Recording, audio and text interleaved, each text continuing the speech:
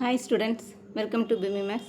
இன்னைக்கு 10th standard Mathsல second chapter numbers and sequencesல example 2.4 பார்க்கலாம்.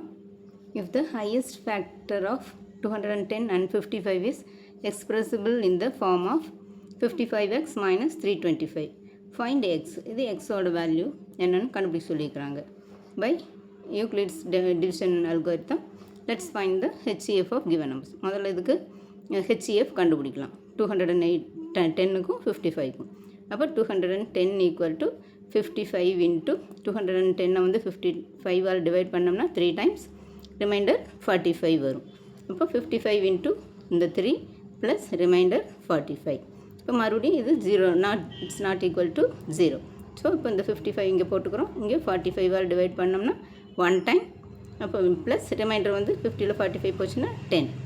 Next இந்த 45 மறுபடியும் இந்த 10ஆல் டிவைட் பண்ணோம்னா 4 டைம்ஸ். 4 times R 40. 45ல் 40 போச்சுன்னா ரிமைண்டர் 5.